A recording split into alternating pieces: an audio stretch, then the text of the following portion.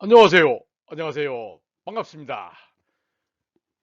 옷깃을 세우는 남자, 여러분의 고니쌤 양혜원입니다. 자, 오늘은 쌤이 이 집에서 서재에서 지금 원격 수업 준비를 하고 있습니다. 수업을 시작하기 전에 쌤이 좋은 시 한 편을 한번 소개하고자 합니다. 사람은 누구나 이번 생이 처음이기에 미흡하고 서툴 수밖에 없다. 그런 서투름과 부족함이 쌓여 이 세상 누구도 이루지 못할 나만의 체험적 실패가 된다.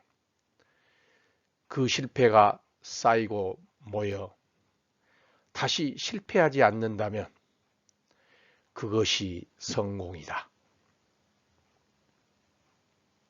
그러니 성공이라는 말을 더 많이 써보자. 그러면 실패한 사람은 없게 된다. 실패라고 생각하는 그 경험만큼 성공한 사람만 있을 뿐이다. 괜찮아. 나도 그랬으니까. 이근우. 예. 여러분은 잘할 수 있습니다. 지금부터 시작해도 절대로 늦지 않습니다. 자, 이제 우리도 새로운 마음으로 한번 수업을 시작해 봅시다.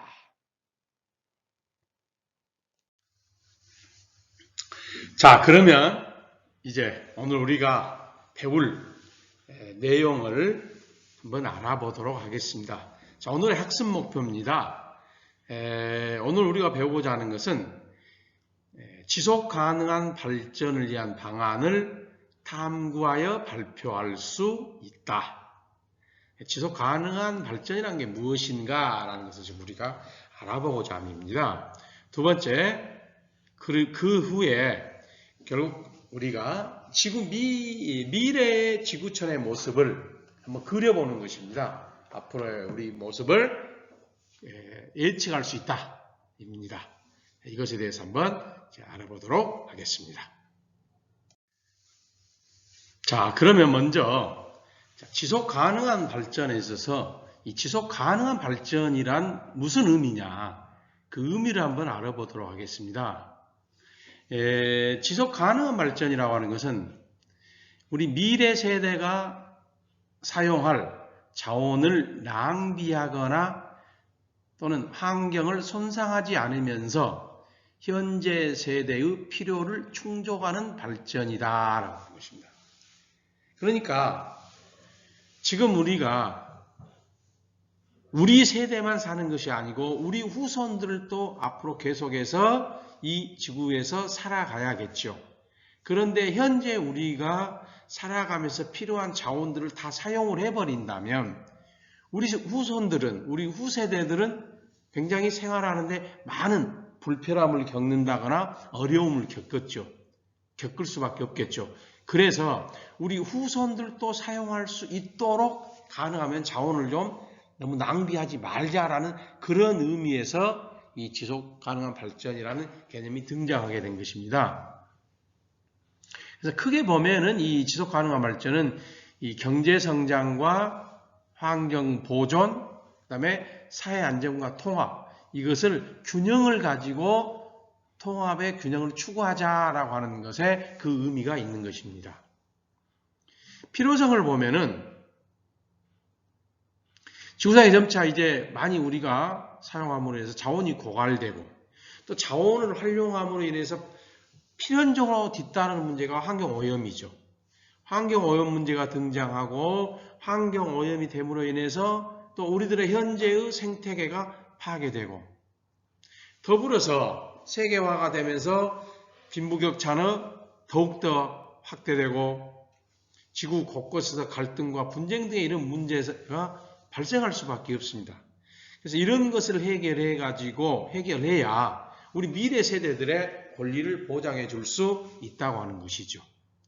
그래서 지속 가능한 발전의 목표는 이 국제연합, 즉 유엔이죠. 국제연합 정상개발회의에서 지속가능한 발전을 위해서 목표를 제시했습니다. 자, 이런 목표를 보면 크게 뭐 빈곤퇴치랄지 경제사회의 양극화랄지 또는 각종 사회적 불평등 문제, 정의, 기후변화, 인권, 양성평등, 환경 지속성, 평화와 안보 등을 포함하는 이런 목표 등을 제시했죠.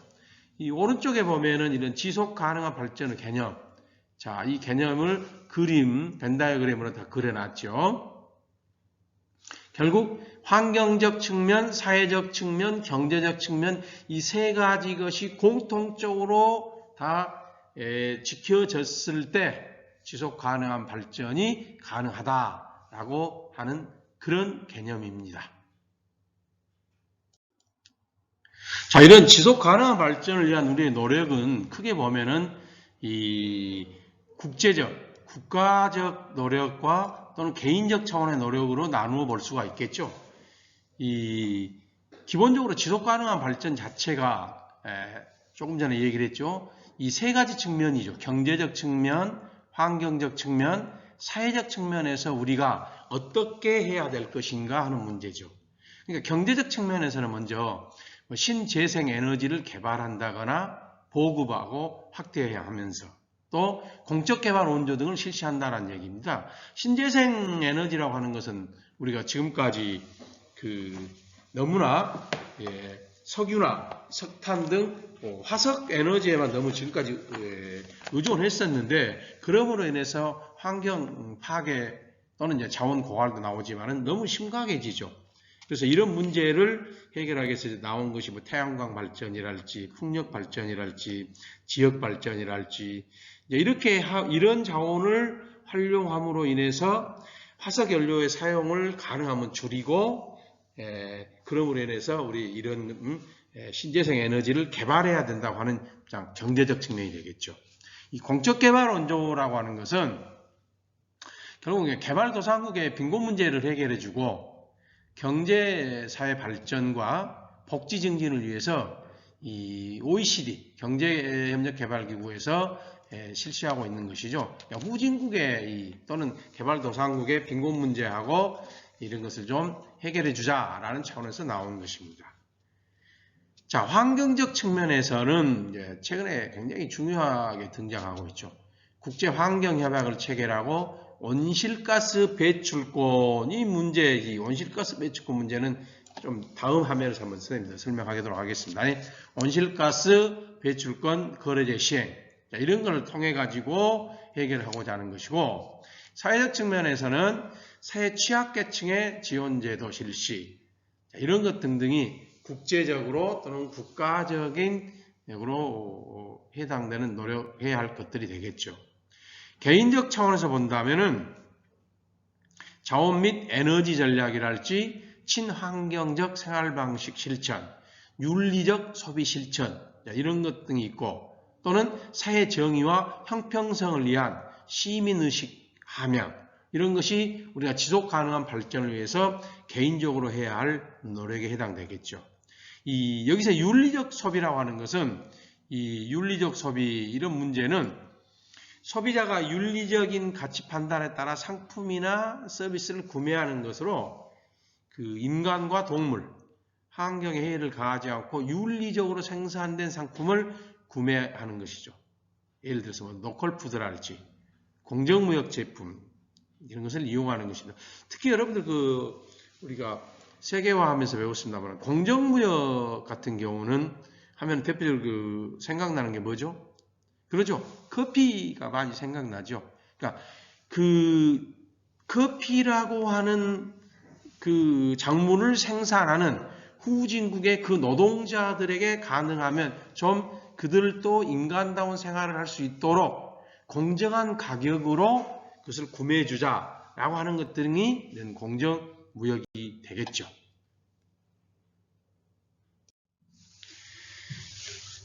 온실가스 배출권 거래제라고 하는 것이 있습니다. 그림에서 보듯이 이 온실가스 배출권 거래제라고 하는 것은 정부가 기업에게 미리 그 온실가스 배출량을 정해줍니다. 그러면 그 기업은 정부가 정해준 그 범위 내에서 온실가스를 좀 감축하도록 하는 것입니다. 또 그런데 기업이 감축을 많이 해서 남을 수도 있고 감축을 적게 해서 오히려 부족한 경우가 생겨날 수도 있겠죠. 이럴 때 기업 간의 온실가스 배출량을, 즉 배출 허용량을 사고 팔 수 있도록 해주는 것입니다. 그러니까 이 제도 자체가 기후변화 협약에 따라 시행되고 있는데 큰 목적은 뭐가 되겠어요? 그렇죠. 온실가스를 좀 줄여가지고 지구 환경을 좀 보존하자. 그래서 깨끗한 환경을 우리 후손들에게 물려주자라는 그런 취지에서 실시하는 제도라고 하면 되겠습니다. 자, 이제 마지막 미래의 지구촌의 모습을 한번 우리가 지금 그려보도록 하겠습니다. 그 미래 지구촌의 모습 여기서 우리가 세 가지 정도로 살펴보고 있죠. 첫 번째가 국가 간의 협력과 갈등이 아무래도 많아질 것이다, 증가할 것이다 라고 보는 것. 두 번째, 과학기술의 발달에 따른 변화가 상당히 많이 있을 것이다. 그렇죠? 첫 번째, 국가 간 협력과 갈등이 증가할 것이다. 두 번째, 과학기술의 발달에 따른 변화가 있을 것이다. 세 번째, 생태환경의 변화. 이 지금 세 가지 것을 가지고 우리 미래 지구촌의 모습을 그려보고 있죠. 자, 국가 간 협력 강화. 정치적 협력도 아무래도 더 많이 필요하겠죠. 난민, 기아, 빈곤, 이런 것들이 지구촌 문제에 등장하는 이런 문제를 우리가 해결해야 되겠죠. 그 다음에 인간의 존엄성과 자유, 평등과 같은 기본권과 민주주의 이념은 이제 계속해서 확산되고 세계 평화와 핵 안보 문제 해결 이런 등등의 정치적인 협력이 사실은 많이 필요할 것입니다. 또 경제적인 것으로 봐서 경제적 교류에 있어서도 전 세계 부의 증대로 생활 수준이 향상될 것이고 지역 협력, 제휴 영향력이 강화되겠죠. 이렇게 협력이 강화되면서 좋은 점이 있겠지만 또 한편으로는 국가 간에 사실은 갈등도 좀 심해집니다. 어쩔 수 없이 자유무역주의가 심화되면서 경쟁이 치열해지겠죠. 국가와 국가 사이에 치열한 경쟁이 발생할 수밖에 없습니다. 특히 이제 치열한 경쟁이라고 하는 것은 이미 우리가 이야기했습니다. 이 자유무역 확대가 가장 큰 주 원인이 되겠죠. 그러므로 인해서 국가 간의 빈부격차도 확대될 수밖에 없더라. 이런 현상이 나올 수밖에 없더라라고 하는 것이죠. 경쟁이 치열해지면 당연히 갈등도 커지겠죠.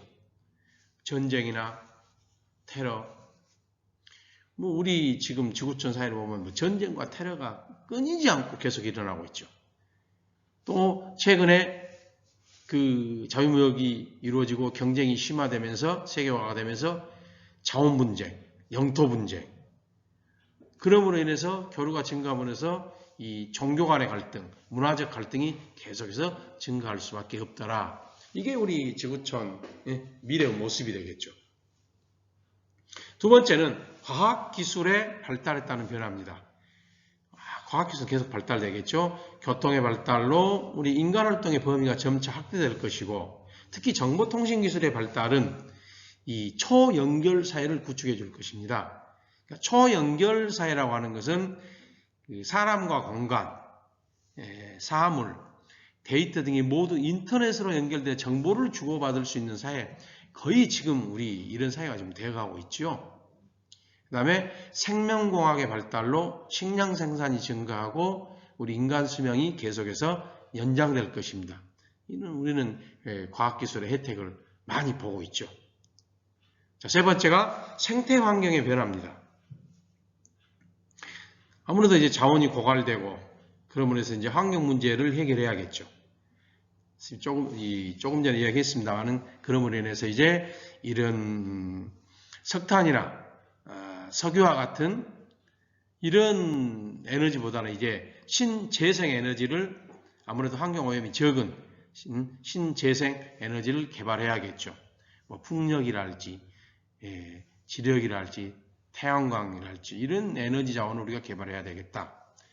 또 한편으로는 멸종위기에 처한 생물 종들을 복원하고 도시 수직 농장을 활성화시켜야 되겠습니다. 이 도시 수직 농장 활성화는 다음 화면에서 쌤이 한번 설명하도록 하겠습니다. 자, 미래 사회를 변화시킬 과학기술 그림 한번 보세요. 여기 제시하고 있는 그림들. 첫 번째가 드론이죠. 드론. 요즘 뭐 이 드론 굉장히 많이 나오고 있죠. 드론을 이용해 가지고 뭐 물건을 배달한다거나 하는 것들. 두 번째, 차세대 교통수단 하이퍼루퍼라고 하는 것이 있죠. 하이퍼루퍼라고 하는 것은 그 진공 상태 그 튜브 속에서 약 시속 그 안에서 한 1200km 정도로 빠른 속도로 달릴 수 있는 그런 초고속 자기 부상 열차라고 그러죠. 그 다음에 뭐 인공지능을 갖춘 로봇 이런 것 등등이 점차 지금 우리 사회에서 거의 뭐 실용화 되어 가고 있죠. 점차적으로. 이 과학기술이 이제 발달하면서 이렇게 무인 수송수단 또는 새로운 교통수단이 등장하여 시간적으로 공간적으로 제약을 더욱 줄여주고 있죠. 지금이. 또 그러면서 생산성과 효율성이 높은 인공지능 로봇이 개발돼서 인간의 노동시간이 줄어들고 우리 삶의 질이 향상될 수 있겠죠. 그러나 또 한편으로는 이런 과학기술의 발달로 인해서 또 다른 문제가 나오기도 하죠. 사실은.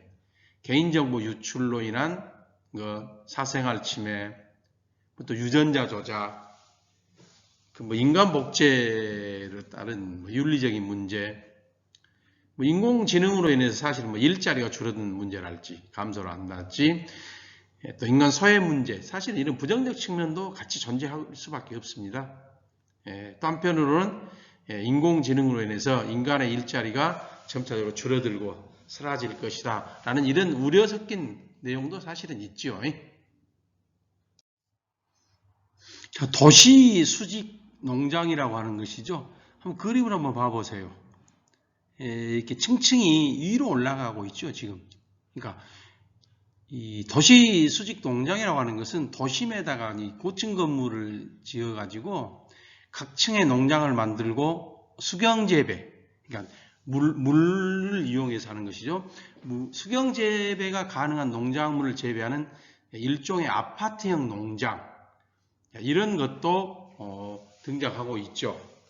결국 이런 도시형 수직 농장 활성화 등이 이제 나옴으로 인해서 우리 생태 환경에 이제 변화도 가져올 수 있는 것이죠. 일종의.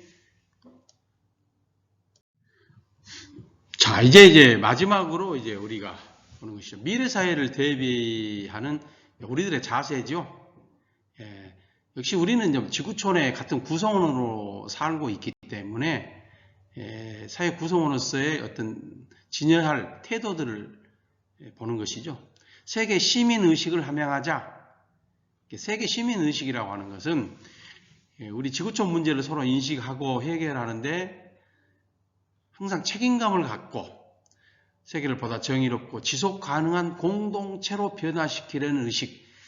나 역시, 나 개인이 나만을 생각하는 것보다는 우리 전체, 지구촌 전체를 생각하자. 그 지구촌 전체의 나도 구성원이다, 일부다 라는 이런 생각을 갖자라는 얘기죠. 그러면서 공감대를 형성하고 서로 함께하는 연대의식을 갖고 또 한편으로는 약 지구상에 70억 명이라고 하는 사람들이 살고 있는데 이 사람들은 다 생각도 다르고 생김새도 다르고 하여튼 뭐 다 다르죠. 그러니까 다양성을 사실 우리가 존중해 줄 필요가 있겠죠.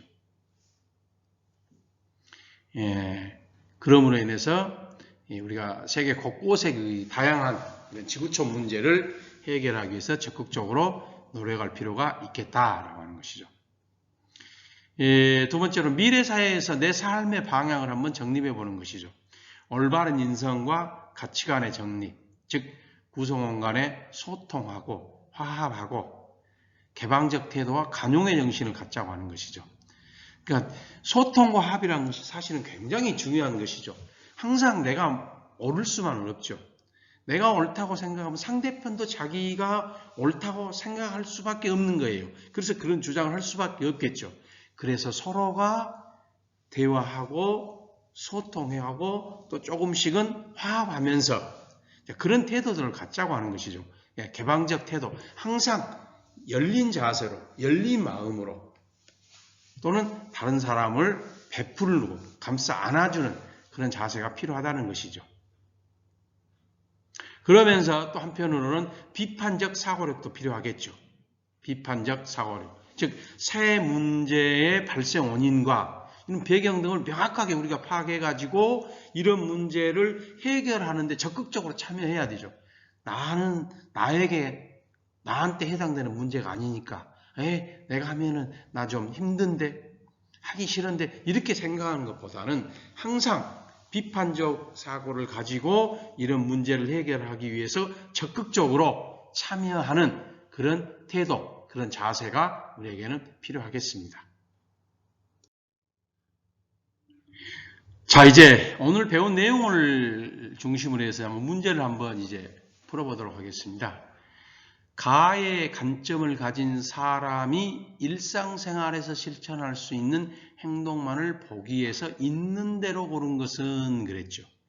자, 여기서 이 벤다이어 그림은 지금 무엇을 의미하고 있습니까? 이 가라고 하는 것은 지금 무엇을 의미할까요? 여기 가는.